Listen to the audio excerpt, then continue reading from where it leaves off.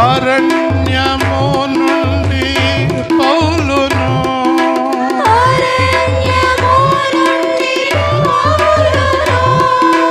యోహానును యోసేపును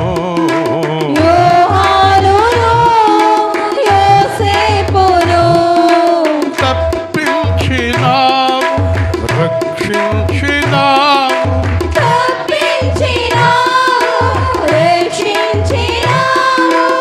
నా ఇల్లంతటిలో నమ్మకము నా ఇల్లంతటిలో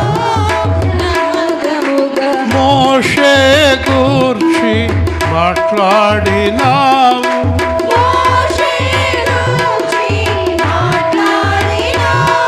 నా సన్నిధిలో నిందరహితులుగా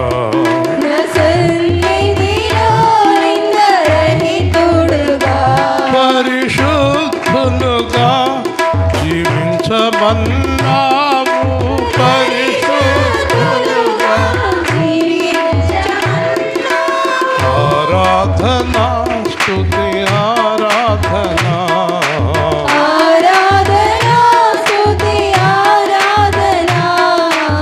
ఆత్మతో సత్యముతో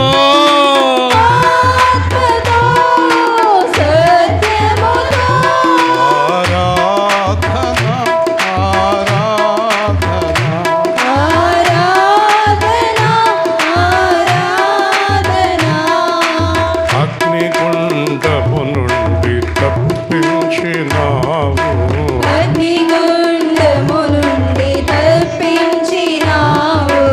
అపవాది నుండి విడిపించినావు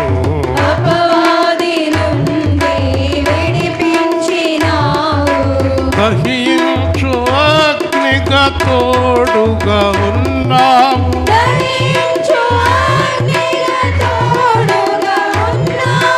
మరణము వరకు విడువవు నన్ను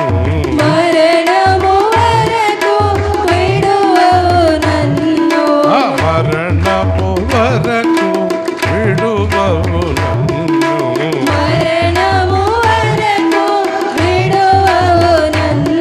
నా సన్నిధిలో నిందరహితులుగా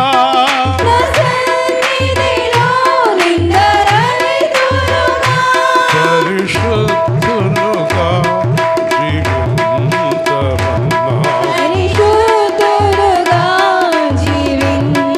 జీవించమన్నావు పరిశుద్ధుడా ఆరాధనా పరిశుద్ధుడా ఆరాధనా పరిశుద్ధుడా ఆరాధనా పరిశుద్ధుడా దేవదూతలతో కాపాడుచున్నావు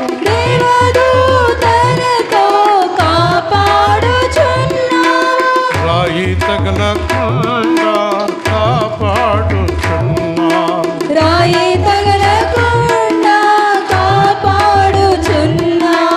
ఘోరమైన వ్యాధి నుండి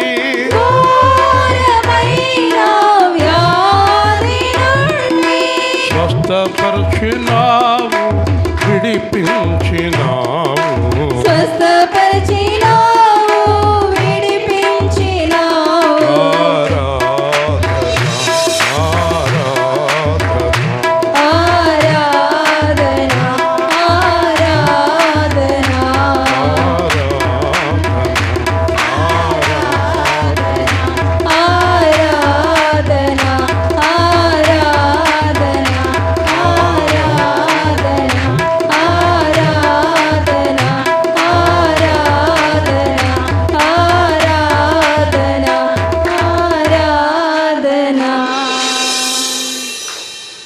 యేసు ప్రభు అన్నాడు, మీకేం కావాలో అడగండి అన్నాడు.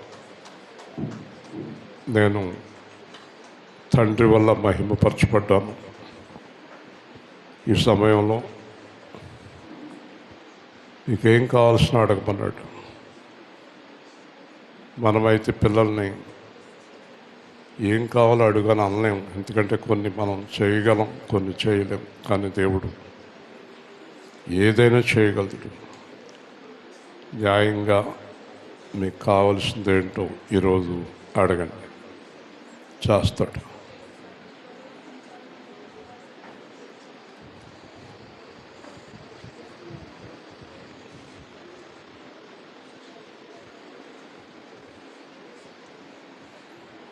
న్యాయంగా అడగండి.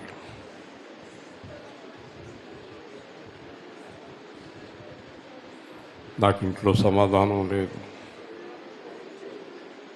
నేను ఆర్థిక ఇబ్బందుల్లో ఉన్నాను, ఎన్ని మందులు వాడినా నాకు అనారోగ్యం పోవడం లేదు, నాకు ఒక చిన్న ఇల్లు కూడా లేదు, నాకు ఆధారం లేదు. ఏదైనా కానివ్వండి, మీరు అడగండి, ఆయన చేస్తాడు. మీరు అడగండి, నేను చేస్తాను అన్నాడు. ఆయన అన్నాడు కనుక మనం అడుగుతున్నాం.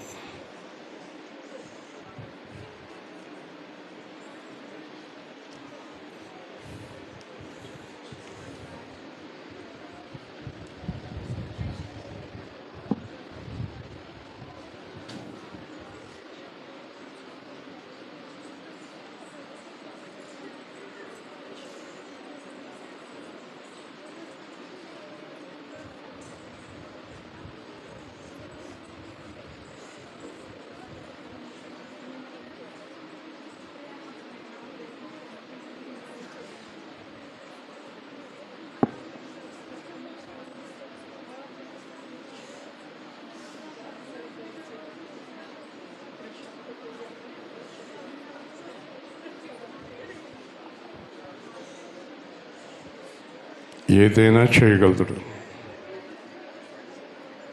ఏదైనా చేయగలడు.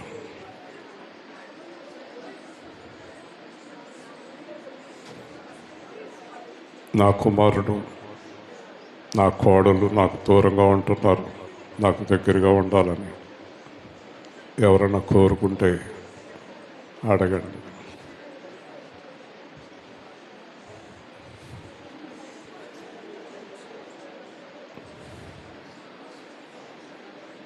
నాకు విరోధంగా ఉన్న వారిని సమాధానపరచండి అని అడగండి.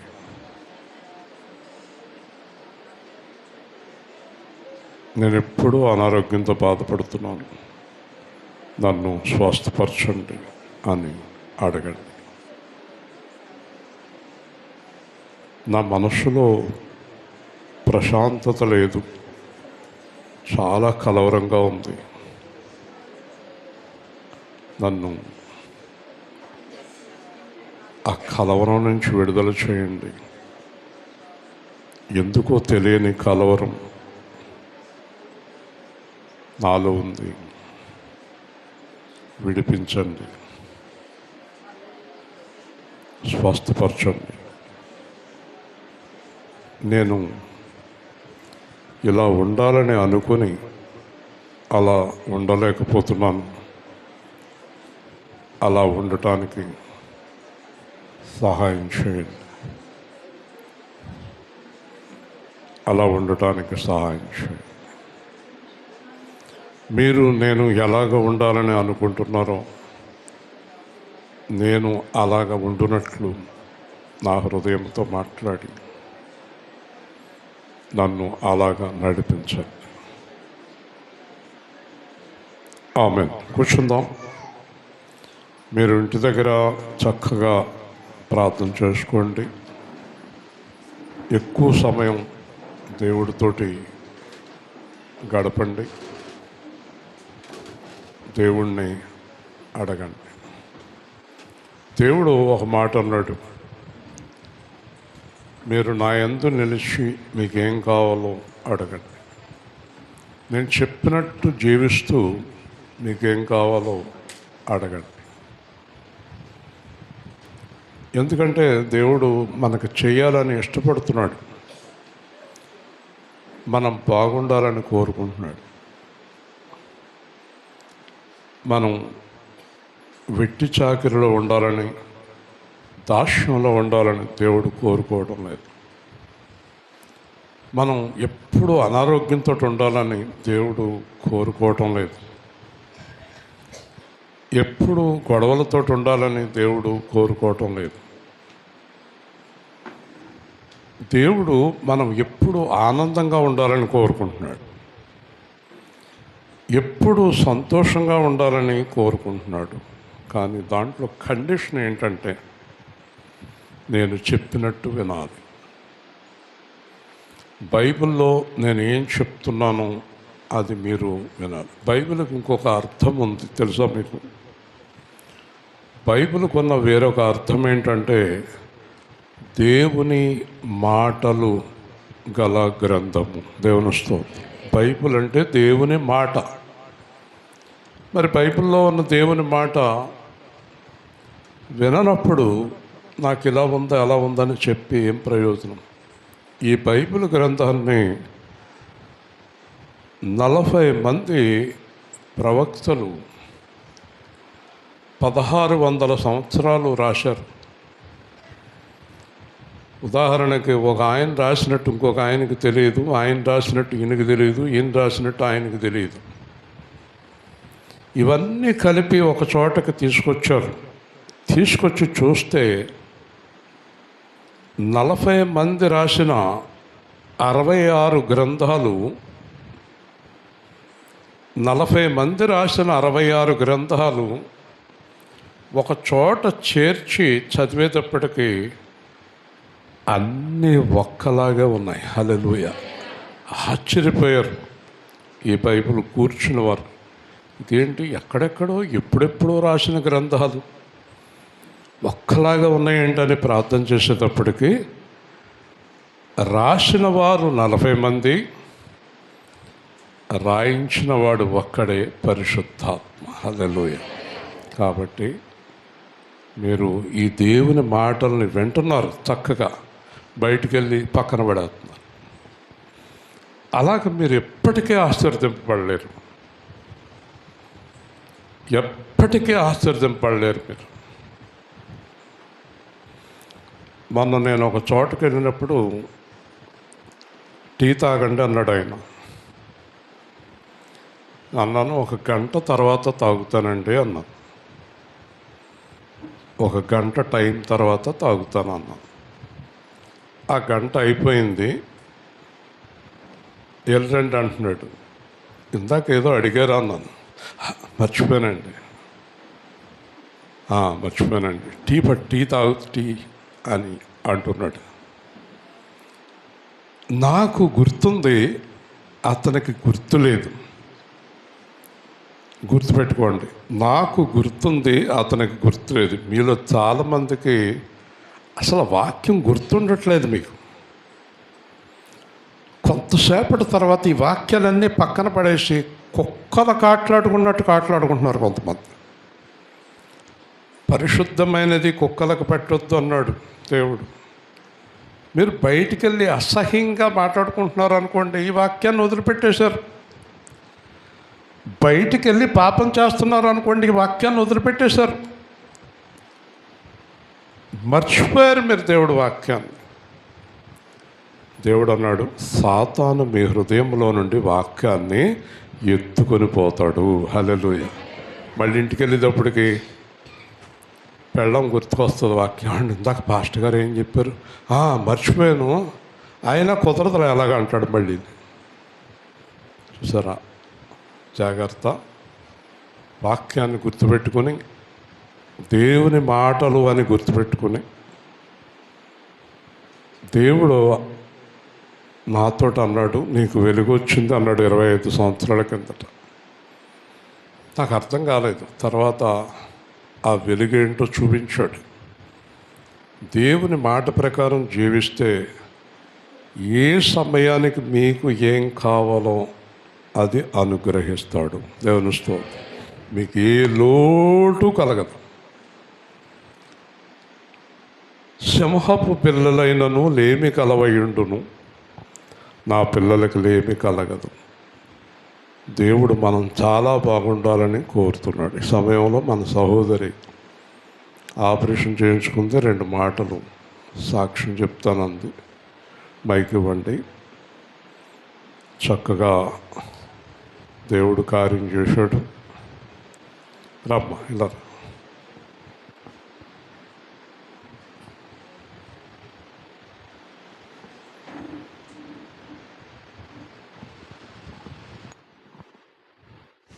దేవుడికి వందనాలండి. అయ్యగారికి, అమ్మగారికి కూడా వందనాలు. సహోదరులకు కూడా వందనాలండి. నేను ఆపరేషన్ అసలు 6 నెలల క్రితం అయిపోవాలండి. నాకు ఈ నెల అయింది. నాకు మా అమ్మగారు రాలేదు. అంతలో కొంచెం ఆర్థిక పరిస్థితుల వల్ల ఎవరు చాలామంది నాకు రాలేదండి. అనుకోకుండా ఇంకా ఆపరేషన్ అయిందండి. నేను అయ్యగారి దగ్గరికి వచ్చి కూడా ప్రార్థన చేసుకుని వెళ్ళి ఆపరేషన్కి వెళ్ళానండి. ఆపరేషన్ బాగా జరిగిందండి. నాకు మా తోటవాళ్ళు వాళ్ళు కూడా వచ్చి నాకు సహాయం చేశారండి. ఎవరిని అవుతే ఒక 2 రోజులు ఉండి వెళ్ళిపోతారు. వాళ్ళు 15 రోజులు ఉండి నాకు సహాయం చేశారండి. సొంత అమ్మ రాలేదండి, వాళ్ళే వచ్చారు. నాకు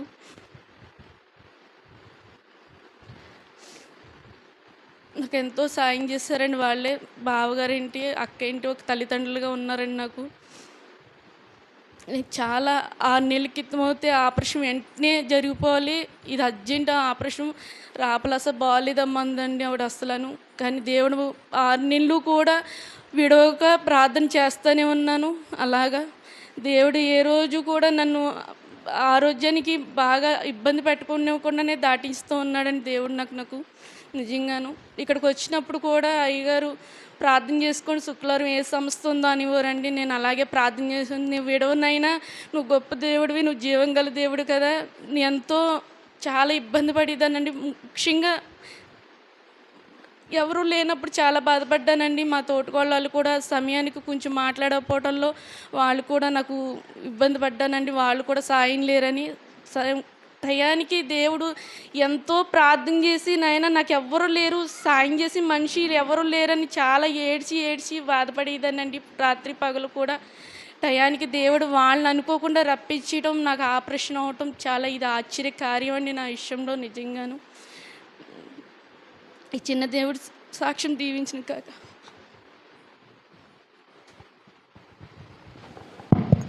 వేరే భార్యాభర్తలు చాలా విశ్వాసం గలవారు. ముఖ్యంగా ఈ అమ్మాయి వాక్యాన్ని బాగా ఇష్టపడుతుంది.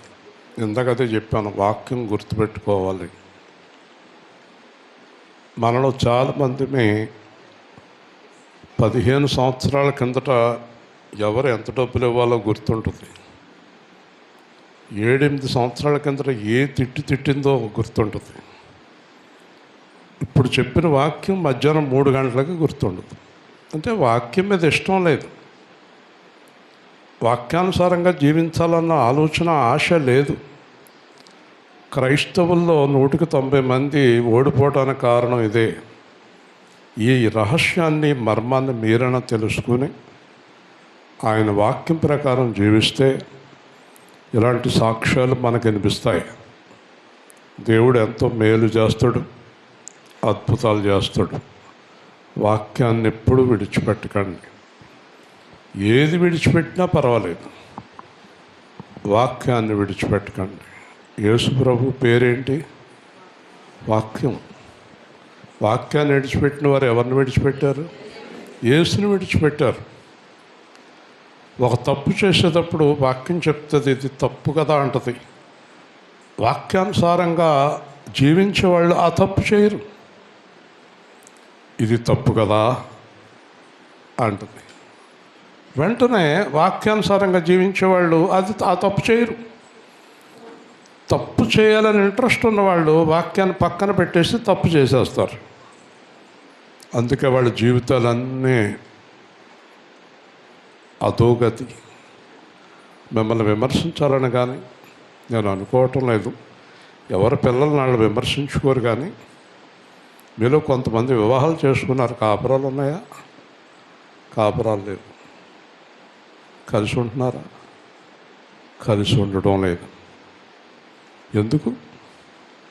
కుటుంబంలో శాంతి ఎందుకు లేదు? కుటుంబంలో సంతోషం ఎందుకు లేదు? భర్త ఎందుకు విడిచిపెట్టాడు? భార్య ఎందుకు విడిచిపెట్టింది? ఈ గొడవలు రావడానికి గల కారణం ఏంటి? క్రైస్తవుల్లో గొడవలు ఎందుకు వస్తున్నాయి? ఎవరు తగ్గరు, సమాధానపడరు, క్షమించరు, వాక్యం ప్రకారం జీవించరు. ముందుకు ఎలా సాగుతాయి కాపురాలు? నేను ఆవిడతో మాట్లాడినందండి ఒక ఆవిడ. నేను ఆవిడతో మాట్లాడినండి, ఎందుకమ్మా ఇద్దరం గొడవ పడ్డామండి. ఇద్దరు గొడవ పడినప్పుడు బైబిల్ ఏం చెప్పింది? ఆ గొడవ ఎప్పుడు అలా తిట్టుకుంటూనే ఉండండి అందా, సమాధాన పడము.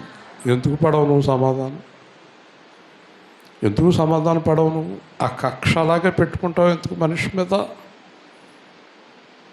వాక్యం లేదు. వాక్యానుసారంగా అయితే సమాధాన పడాలి, వాక్యానుసారంగా అయితే అప్పు తీర్చేయాలి. అప్పు తీర్చడానికి ఇష్టం ఉండదు.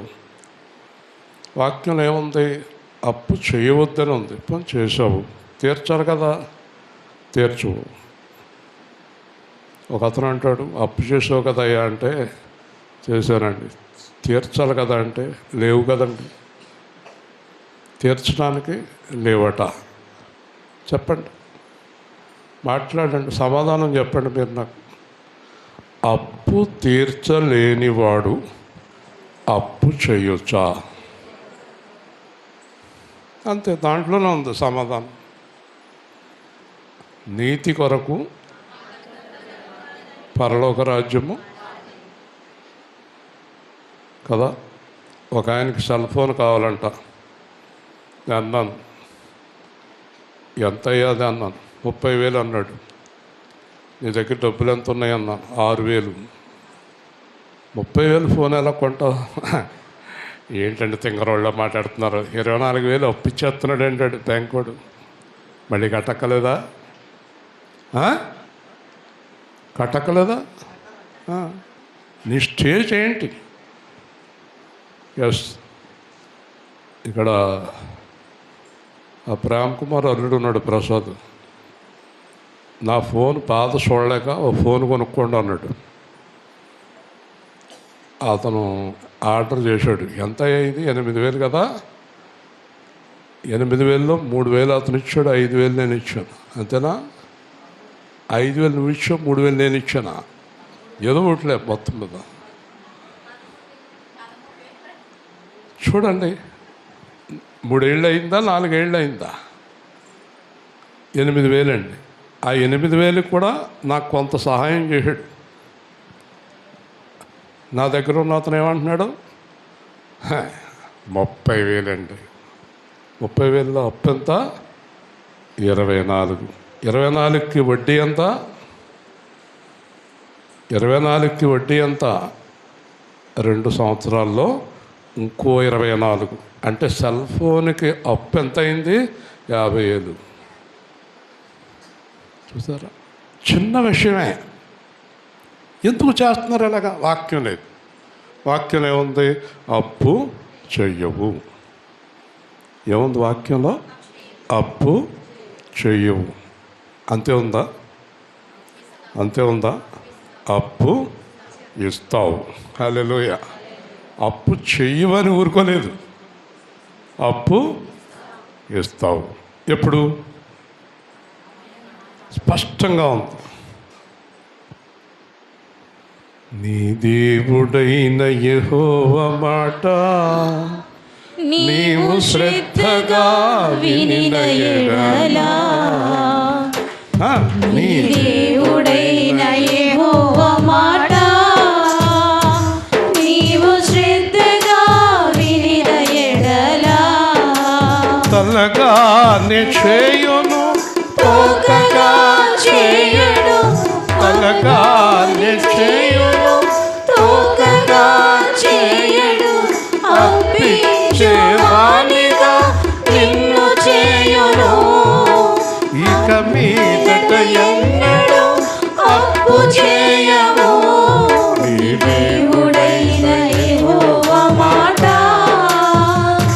నీవు శ్రద్ధగా వినిన యెడల. నాకు ఒక సంఘటన గుర్తు చేస్తున్నాడు దేవుడు. నేను గ్రానైట్లో ఎండీగా పనిచేసినప్పుడు ఒక 70 ఏళ్ల ముసలోడు ఉన్నాడు. ఆడు రాయి కొడతాడు వచ్చి. 70 ఏళ్ల ముసలోడు సుత్తి శానం పట్టుకుని కొడతాడు.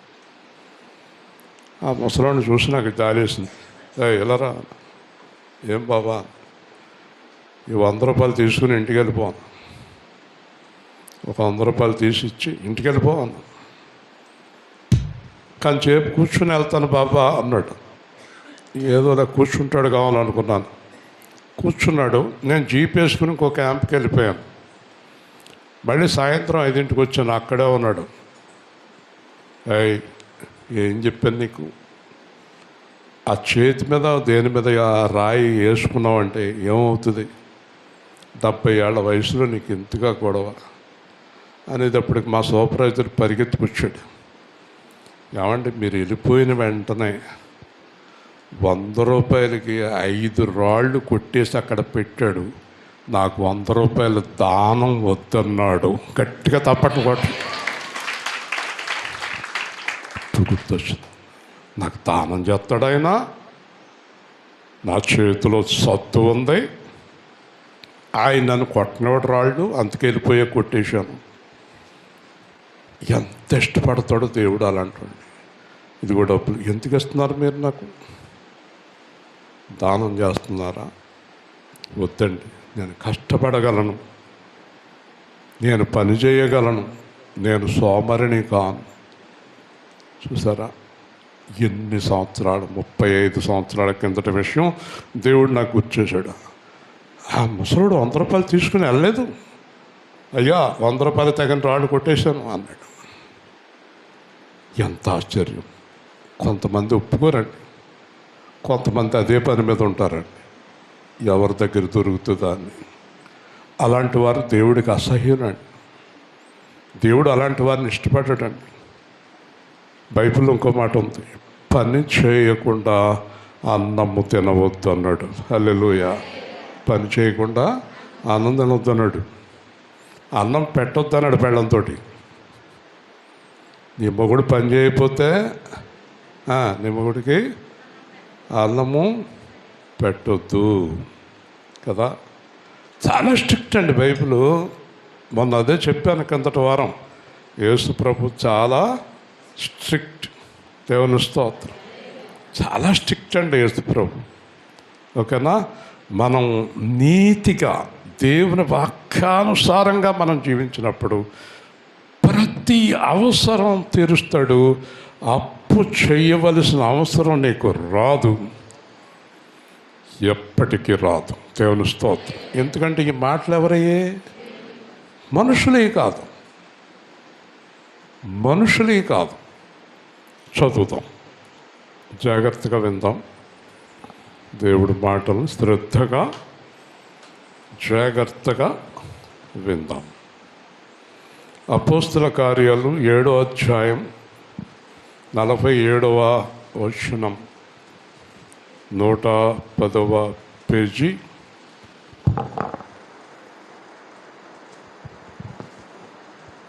అయితే సొలొమోను ఆయన కొరకు మందిరము కట్టించెను. అయినను ఆకాశము నా సింహాసనము, భూమి నా పాదపీఠము. మీరు నా కొరకు ఎలాంటి మందిరం కట్టుదురు? నా విశ్రాంతి స్థలమేది? ఇవన్నీ నా హస్తకృతములు కావా అని ప్రభువు చెప్పుచున్నాడు అని ప్రవక్త పలికిన ప్రకారము సర్వోన్నతుడు హస్తకృత్యాలయంలో నివసింపడు. ముష్కరులారా, హృదయములను చెవులను దేవుని వాక్యమునకు లోబర్చని వలనారా, మీ పితరుల వల్లే మీరును ఎల్లప్పుడూ పరిశుద్ధాత్మను ఎదిరించుచున్నారు.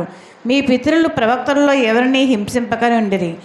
ఆ నీతిమంతుని రాకను కూర్చి ముందు తెలిసిన వారిని చంపిరి. ఆయనను మీరు ఇప్పుడు అప్పగించి హత్య చేసిన వారైతిరి. దేవదూతల ద్వారా నియమింపబడిన ధర్మశాస్త్రమును మీరు పొందుతురు కానీ దాన్ని గైకొనలేదని చెప్పాను. శ్రద్ధగా ఒక్కొక్క పాయింట్ వినండి. ఈ చర్చిలో దేవుడు ఉన్నాడా అంటే లేను అన్నాడు. సతీష్ కుమారు భారతదేశంలోనే పెద్ద చర్చ్ కట్టాడంట, దాంట్లో దేవుడు ఉన్నాడంటే లేను అన్నాడు. సొలొమోను కట్టిన దేవాలయంలో దేవుడు ఉన్నాడా అంటే లేను అన్నాడు. ఏ దేవాలయంలోనే నేను లేను అన్నాడు.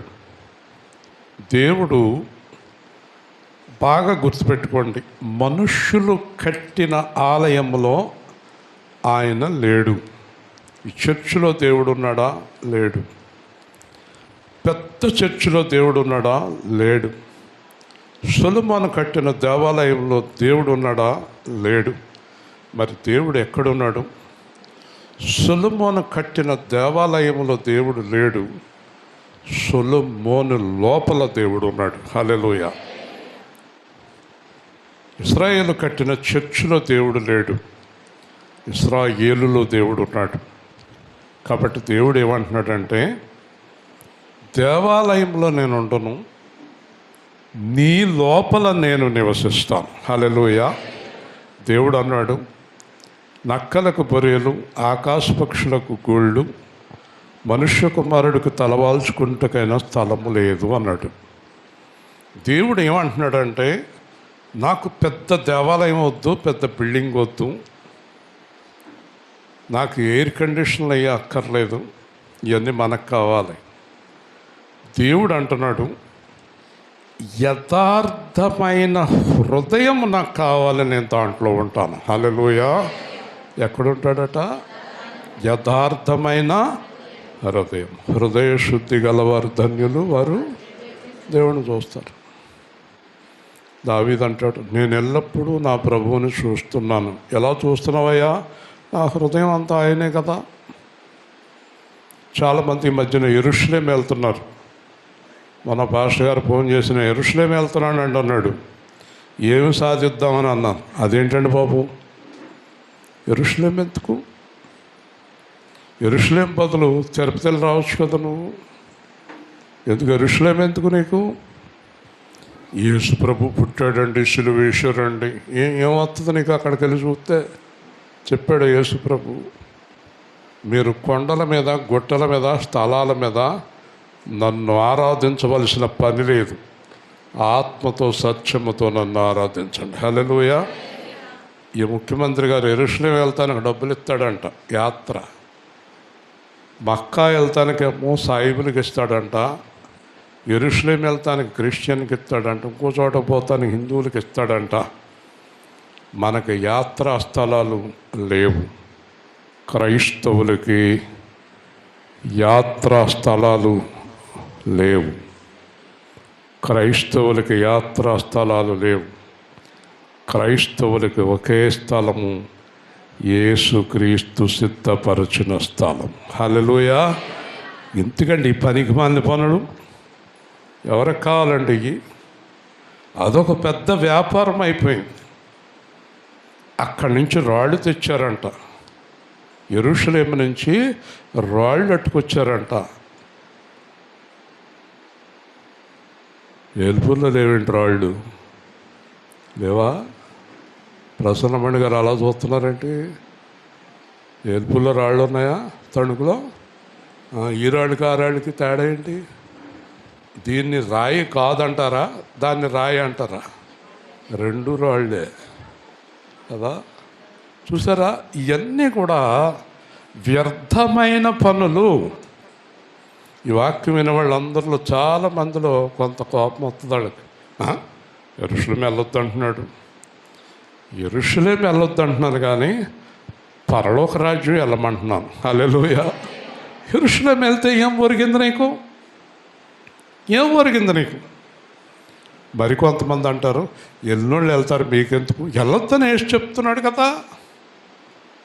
వెళ్ళొద్దని సమరయ స్త్రీతోటి యేసు స్వయంగా చెప్తున్నాడు కదా. యేసు మాట వినవా నువ్వు? వెళ్తావా? కాబట్టి దేవుడు ఒక మాట చెప్తున్నాడు, హస్తకృతాలయముల్లో నేను నివసించను, మనుషుల చేత నిర్మింపబడిన ఆలయాలలో నేను నివసించను. హల్లెలూయా. మరి దేవుడా ఎక్కడుంటావు నువ్వు? నేను ప్రేమతో కట్టుకున్న ఆలయములో ఉంటాను. హల్లెలూయా. ఆయన ప్రేమతో కట్టుకున్న ఆలయం ఎవరు? నువ్వు, నేను. హల్లెలూయా. నువ్వు నేనే దేవుని ఆలయం. కాబట్టి నక్కలకు, ఆకాశ పక్షులకు చోటు ఉందంట మన లోపల. ఎవరికి చోటు లేదంట? దేవుడికి చోటు లేదట. మీకు విషయం తెలుసా? ఒక ఆవిడ ఫోన్ చేసింది మనస్సు కలవరంగా, ఇంకొక ఆవిడ ఫోన్ చేసింది మనశ్శాంతి లేదు, ఇంకొక ఆవిడ ఫోన్ చేసింది హృదయం చాలా కలవరంగా, ఇంకొక ఆవిడ ఫోన్ చేసింది గుండెల్లో దడొచ్చేస్తుందని. ఇలాగ ఎంతోమంది నాకు ఫోన్ చేసి ప్రార్థన చేయించుకుంటారు.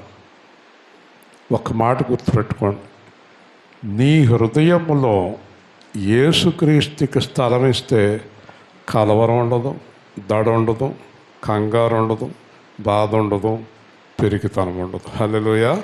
నీ లోపల ఎవరున్నారు? యేసు నివసిస్తున్నాడు. హృదయ పాలకుడా ఆహారమై వచ్చితివా, ఆహారమై వచ్చితివా, ఆత్మలో కలసితివా, నా ఆత్మలో కలసితివా, పవళించే బిడ్డవలే తండ్రి నీ ఒడిలోనే వదిలితినయ్యా. ఏమి లేదంట, ఏమి లేదు, పాడండి నాతో కలిసి. ఏమి లేదట, వేదన లేదు, శోధన లేదు, వేదన లేదు, శోధన లేదు, నీ హస్తం విడువనయ్యా, భయమన్నదే లేనే లేదు, ప్రేమతో నడిపితివే, తల్లి ఒడిలో పవళించే బిడ్డవలే తండ్రి నీ ఒడిలోనే వదిలితినయ్యా. నిన్ను నేను పట్టుకుంటిని, భుజము పైన సోలెదను, నీ రెక్కల నీడనుండి లోకాన్ని మరచితిని, ఈ లోకాన్ని మరచితిని,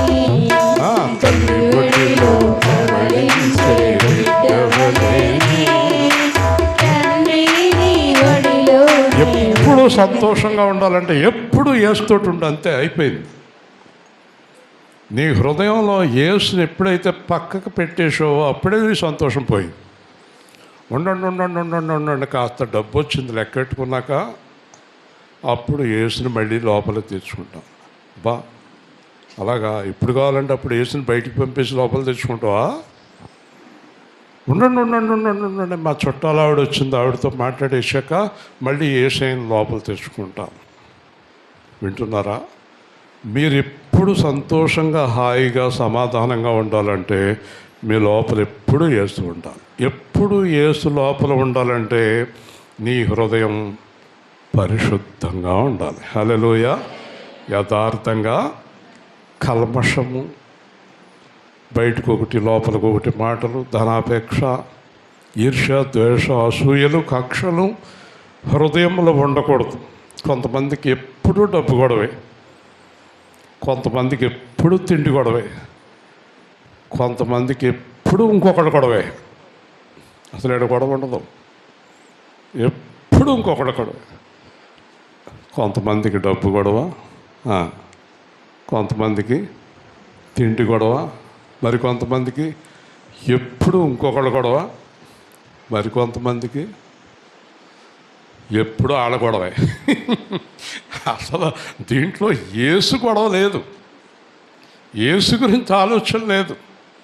ఏమి తిందామా, ఏమి త్రాగుదామా, ఇదే గొడవ. అందువల్లే హృదయానికి విశ్రాంతి లేదు. నా విశ్రాంతి స్థలమేది అడుగుతున్నాడు దేవుడు, చెప్పండి. నా విశ్రాంతి స్థలము 100 కోట్లతో కట్టిన మందిరమా, 1000 కోట్లతో కట్టిన మందిరమా, 1,00,000 కోట్లతో కట్టిన మందిరమా? ఈ భూమండలం ఖరీదు, ఆకాశం ఖరీదు ప్రపంచంలో ఎవరైనా కట్టగలదురా? చెప్పండి. ఈ భూమి ఖరీదు, ఆకాశము ఖరీదు కట్టలేరు కదా. భూమి నా పాదపీఠము, ఆకాశము నా సింహాసనము, నాకు మీరు మందిరం ఏం కడతారు పిచ్చోళ్ళారా అంటున్నాడు. హల్లెలూయా. అసలు నాకు మందిరం కట్టగలుగుతారా మీరు? సొలొమోను అన్నాడు, ఆకాశాలు నేను పట్టవు, ప్రార్థన చేసుకుంటాక కట్టుకున్నాం మందిరం. హల్లెలూయా. ఇప్పుడు ఈ మందిరం ఎందుకు కట్టుకున్నాం మనం? అంతే. దేవుడు ఇక్కడ ఉండటం అనేది చాలా కష్టంతో కూడుకున్న పని, కానీ దేవుడు నీ హృదయంలో ఉంటాడు. కుర్చీలో కూర్చోడు, బలిపీఠం మీద అక్కడ కుర్చీ ఎత్తే కుర్చీలో దేవుడు కూర్చోడు. కుర్చీలు అక్కలేదు దేవుడికి. విమర్శించడం కాదు, కానీ కొంతమంది కుర్చీలు వేశారు, తెల్లగొడ్డ ముక్కలు కప్పారు. నేను తణుకులో వెళ్ళి, మామూలుగా నాకు 3 కుర్చీలు తెలుసు కానీ 5 కుర్చీలు తెలవు నాకు. 5 కుర్చీలు ఉన్నాయి ఆ కొర్నేల్ చర్చిలో తణుకులో. వెళ్ళి 5వ కుర్చీలో కూర్చున్నాను. వచ్చేసి నోరు కొట్టేసుకుంటున్నాడు, లప ఇస్రాయేల్ గారు దిగండి. నేను ఏదో కొమ్ములిగింది. తెర చూసేటప్పటికి, ఎవరండి ఏంటి 5వ కుర్చీ 3 కుర్చీలో కూర్చోకూడదు, 4వ కుర్చీ మీదనుకున్నాను, 5వ కుర్చీ నాదనుకున్నాను అన్నాను. కాదండి, 5 కుర్చీలు దేవుడి అన్నాడు. అదేంటి ఎవరై అన్నాను. 3 తండ్రి కుమార్ పరిశుద్ధాత్మ అంట, 1 ఆయన్ని దేవుళ్ళలోకి నడిపించిన ఆయనదంట, 1 ఆయనకి బాప్తిస్మం ఇచ్చిన ఆయనదంట. వాళ్ళు ఏమయ్యారు? చచ్చిపోయారు అన్నారు. మరి తర్వాత ఇంకో కుర్చీ ఏంతవా అన్నాను. ఎవరికన్నారు? నీకు. అసలు ఏంటండి ఇవన్నీ? ఈ కుర్చీలు ఏంటండి? అసలు దేవాలయంలోనే నేను ఉండనంటే కుర్చీలో. అసలు వాక్యం చదవరా వీళ్ళు? వాక్యం చదవరా? లేకపోతే అర్థం అవదా వీళ్ళకే? ఎంత అజ్ఞానం ఏంటంటే వీళ్ళకే. ఇప్పుడు దేవుడు అన్నాడు, మీరు అలాంటి వారిని ఖండించండి, బుద్ధి చెప్పండి అన్నాడు. ఖండించాలి. ఒకసారి ఒక ఆవిడ అంతే, ఏమ్మా నువ్వు దేవుణ్ణి నమ్ముకుంటావా అన్నాను. నాకు కూడా దేవుడు ఉన్నాడు అంటుంది. నీకు దేవుడు ఉన్నాడా అన్నాను. ఉన్నాడు అంది. ఎక్కడున్నాడు అన్నాను. కింద అరుగు మీద కూర్చున్నాడు అంది. కిందకు వచ్చేటప్పటికి ఆయన చుట్టగాలుతున్నాడు. ఈయన ఎవరు అంటే ఆయన నా దేవుడు అంది. గొడవే లేదు. మరి మా దేవుడు చుట్టగాలుతాడే, ఇదొక దేవుడు. ఎందుకంటే పూర్వం ఆ పాండిత్యం చెప్పిన వాళ్ళు ఏమన్నారు తెలుసా? పతియే ప్రత్యక్ష దైవం. మొన్న యూట్యూబ్లో ఒక ఆవిడ వాళ్ళ ఆయనకి పూజ చేస్తుంది. పూజ చేసి వాళ్ళ ఆయనకి పాపం బ్యాడ్ లక్ ఏంటంటే జుట్టు లేదు. దానివల్ల ఆవిడ పైన 2 అగరత్తులు ఎలిగించి పెట్టి కొబ్బరికాయ కొడతానికి వచ్చింది. పోయి ఏంటి అన్నాడు. మరి తప్పదు కదండి మీకు పూజ చేసినప్పుడు. అది కాదే, కాళ్ళకు కొట్టాలి. కాళ్ళకు కాదు, ఒక రాయిలాగా ఇది చక్కగా ఉన్నప్పుడు కాళ్ళకి ఎలా కొడతామంటే ఇక్కడే కొడతాను. ఇలాంటివన్నీ ఎంత క్రైస్తవ్యం పట్టుకొచ్చారు. పనికిమాలిన ఆచారాలు. ఈ పనికిమాలిన ఆచారాలన్నీ క్రైస్తవంలోకి పట్టుకొచ్చారు. దేవుడు అంటున్నాడు, ఆలయంలో ఉండను, ఏ గదిలోనూ ఉండను, ఏ కుర్చీల్లోనూ ఉండను, అవన్నీ నా చేతితో చేసినయే కదా. మరి ఎక్కడుంటావయ్యా? ఎక్కడుంటావు? హస్తకృతాలయంలో నివసించను. ఎక్కడుంటావు? నేను చేసిన ఆలయములో ఉంటాను. హల్లెలూయా. ఏది నువ్వు చేసిన ఆలయం? నువ్వే. నా ఆలయము నువ్వే. దేవుని ఆలయమాయనే, ప్రజ్వలించు దీపం బాయనే. దేవుని ఆలయమాయనే, ప్రజ్వలించు దీపం బాయనే. జీవజలములతో వారి దాహమును తీర్చు జీవనది ఆయనే. ఇదిగో మనుషుల మధ్యన దేవాది దేవుడు వాసం చేయుచుండే. స్తోత్రం. యేసుప్రభు దేవుని ఆలయం అంట. యేసుప్రభువే దేవుని ఆలయం అంట. నాలాగే అందరూ దేవుని ఆలయాల్లాగా ఉండమన్నాడు. హల్లెలూయా. ఇప్పుడు దేవుని ఆలయం ఎవరు? చర్చ మనమా? మనమే. ఇప్పుడు మనం ఎవరం ఇక్కడ లేకపోతే చర్చిలో కూర్చుని ఉంటాడా యేసు ప్రభు? ఉండడు. కాబట్టి దేవాలయము ముష్కరులారా అంటే మూర్ఖులారా, దేవుడు అక్కడున్నాడు ఇక్కడున్నాడు అనుకునే మూర్ఖులారా, దేవుడు కుర్చీల్లో ఆలయాల్లో ఉంటాడు అనుకునే మూర్ఖులారా,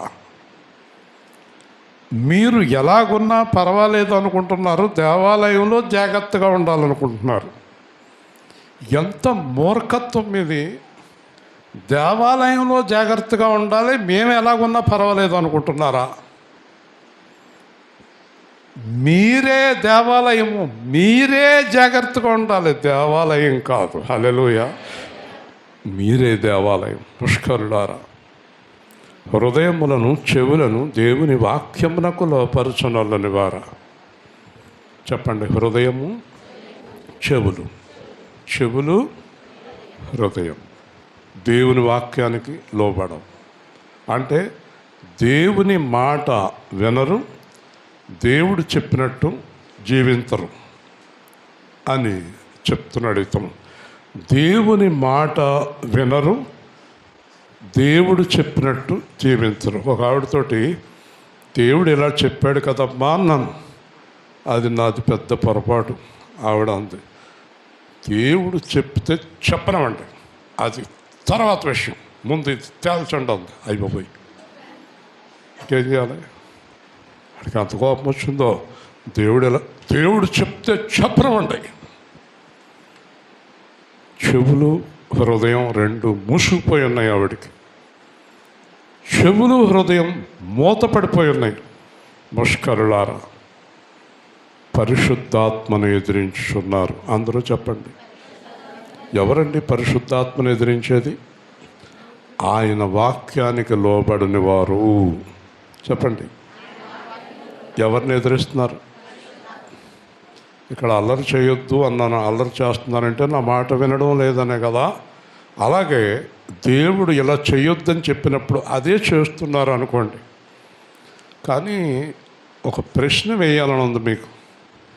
ఎప్పుడైనా ఒక్కసారి ఇంట్లో ప్రశాంతంగా కూర్చొని, నేను ఎప్పుడు పుట్టాను, నేను ఎక్కడ పెరిగాను, నేను యేసు ప్రభు దగ్గరికి ఎప్పుడు వచ్చాను, ఎంతకాలమైంది, నా జీవితంలో ఏమేం జరిగినాయి, ఇంతవరకు నా జీవితంలో ఏ ఆశీర్వాదం లేకపోవడానికి కారణం ఏంటి, నేను ఇలా ఉండటానికి కారణం ఏంటి అని ప్రశ్నించుకున్నవారు ఎవరైనా ఉంటే కుడి చేయి చూపించండి. అలా ప్రశ్నించుకున్నవారు చాలామంది ఆ ప్రశ్న కూడా వేసుకోరా? అయ్యో,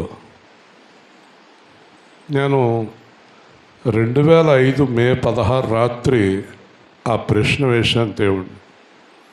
అసలు నన్ను సేవకు కేకేశావా, ఉద్యోగానికి కేకేశావా, ఏం చేయాలి నేను?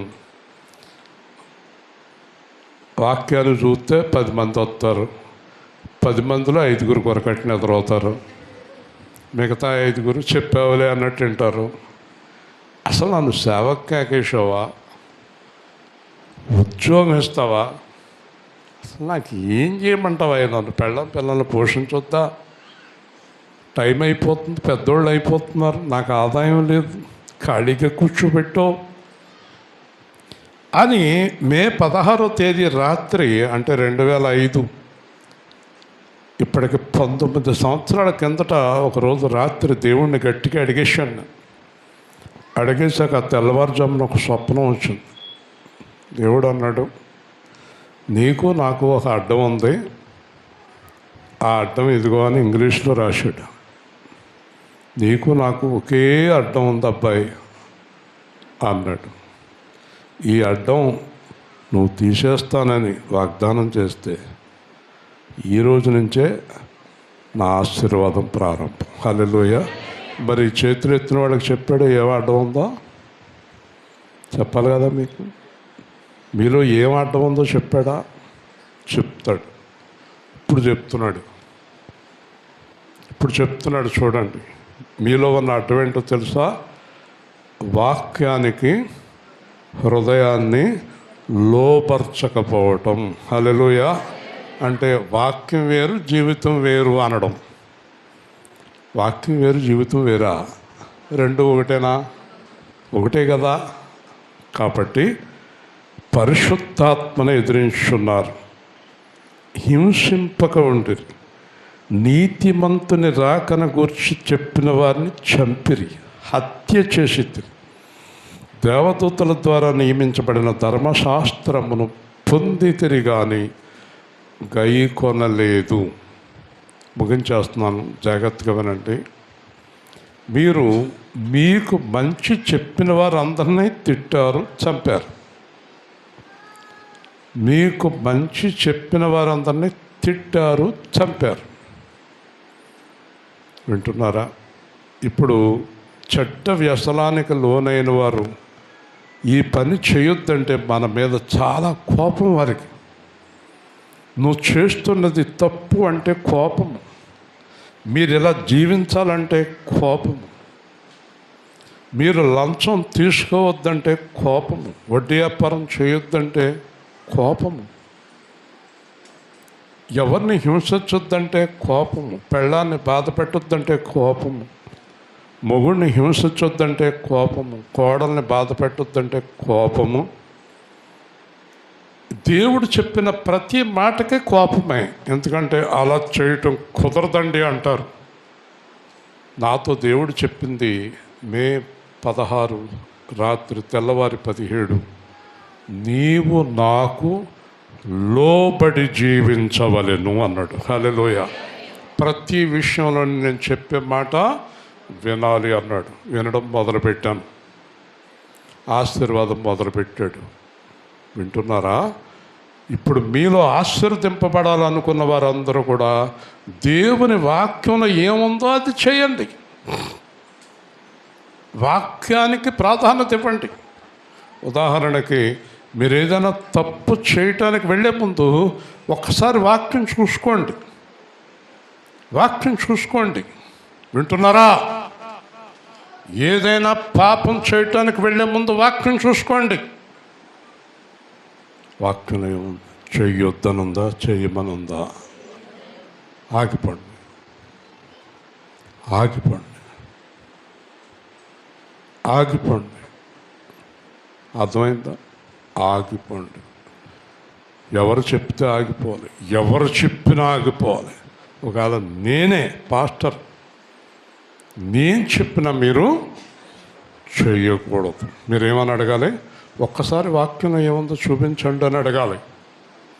మొగుడిని, పెళ్ళాన్ని, పాస్టర్ని, తల్లిని, తండ్రిని, పెద్దల్ని, చుట్టాలని, ఎవరినైనా సరే ఆదివారం పొద్దున్నే దిగుతారు మీ ఇంటికి చుట్టాలు. 10:30కి కరెక్ట్గా ఆరాధనకి బయలుదేరుతున్నారు, వాళ్ళు వస్తారు. మీ ఇంటికి చుట్టాలు వస్తారు. మీకు చుట్టాలంటే చాలా ఇష్టం, ఎందుకంటే వాళ్ళే కదా మిమ్మల్ని పరలోకం తీసుకెళ్ళేది.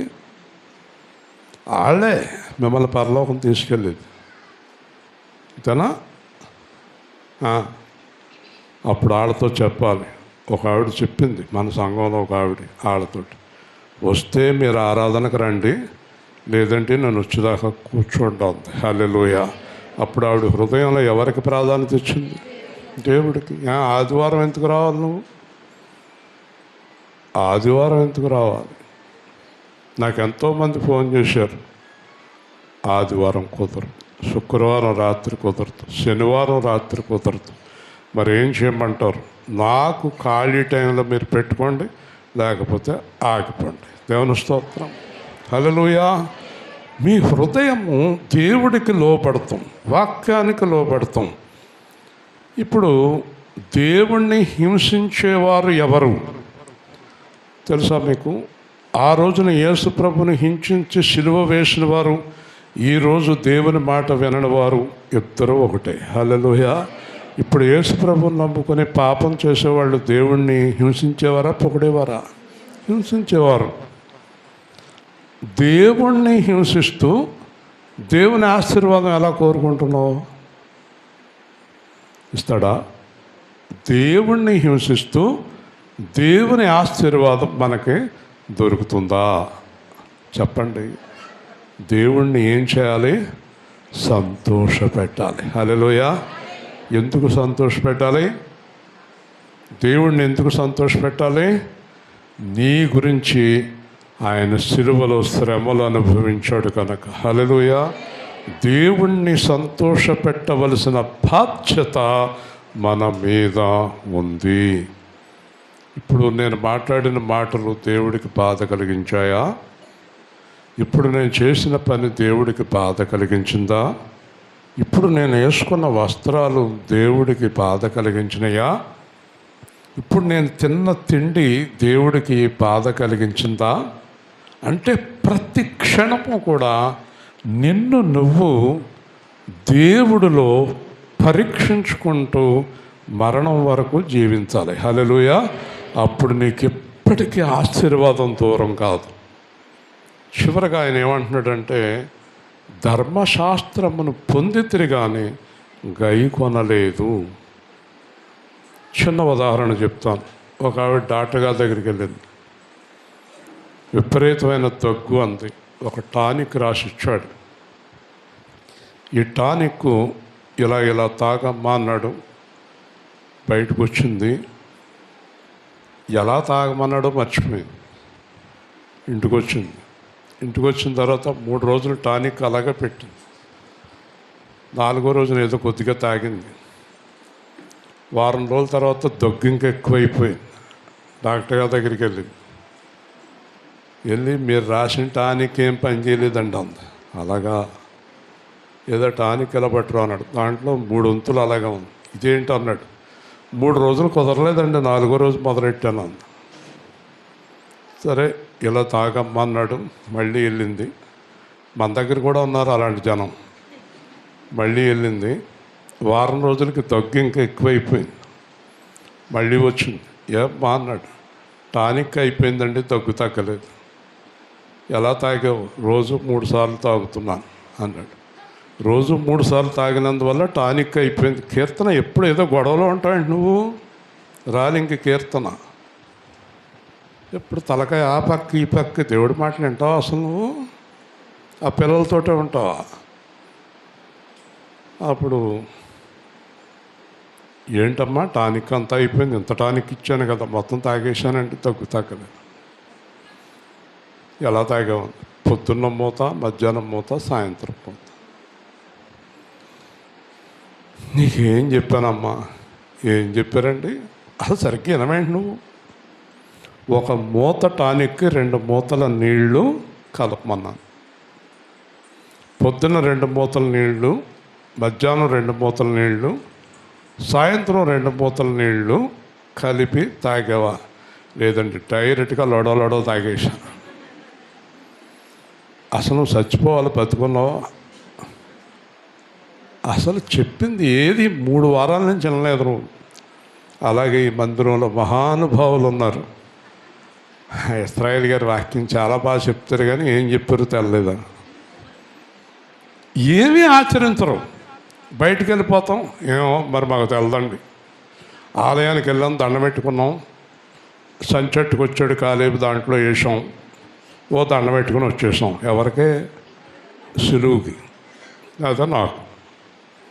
ఏంటంటే ఇది ఆ టానిక్ డాక్టర్ గారు చెప్పినట్టు తాగితే వారం రోజులు ఆవిడికి తగ్గిపోయేది. హల్లెలూయా.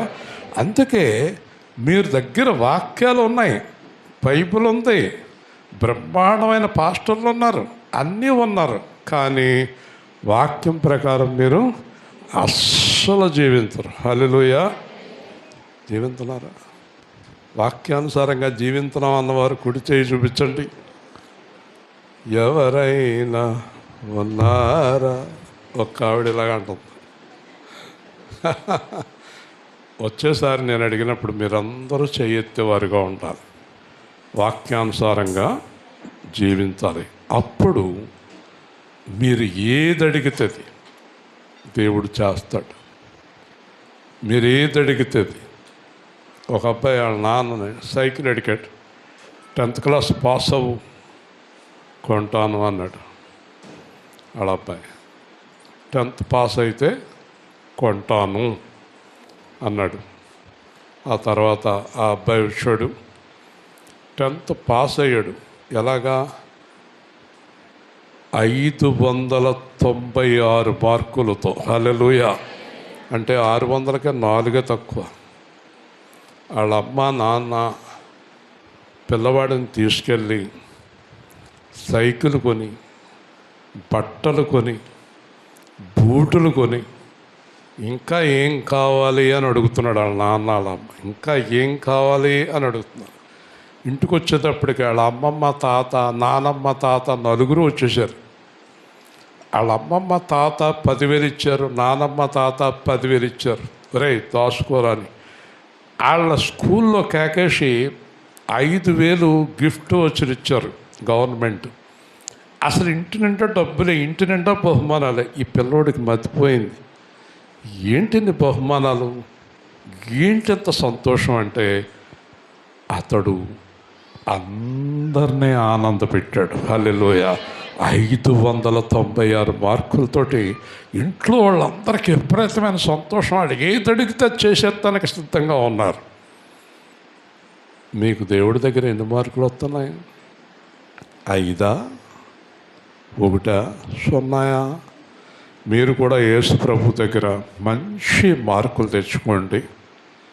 మీరు అడిగిన వాటికంటే, ఊహించిన వాటికంటే అద్భుతాలు చేసేస్తాడు. హల్లెలూయా. ప్రార్థన చేద్దామా? మీరు దేవుణ్ణి సంతోషపరచండి, వాక్యాన్ని ఆచరించండి. దేవుణ్ణి సంతోషపరచండి, దేవుణ్ణి సంతోషపరచండి. ప్రభువా నీకు స్తోత్రాలు, పరిశుద్ధుడా నీకు వందనాలు, జీవం గల తండ్రి నీకు స్తోత్రాలు. సిలువలో మా కొరకు సమస్తాన్ని ధారపోసిన తండ్రి, మిమ్మల్ని సంతోషపరిచేటటువంటి వాక్యానుసారమైన జీవితాన్ని మాకు అనుగ్రహించి దయచేయమని, మీ పిల్లలు చేసిన ప్రార్థనలన్నీ ఫలింపచేయమని యేసు క్రీస్తు నామములో ప్రార్థిస్తున్నాము తండ్రి. వచ్చే వారం ప్రభు వల్ల సిద్ధపడండి. ప్రతి ఒక్కరూ కూడా ప్రార్థనాపూర్వకంగా రండి. ఎవరై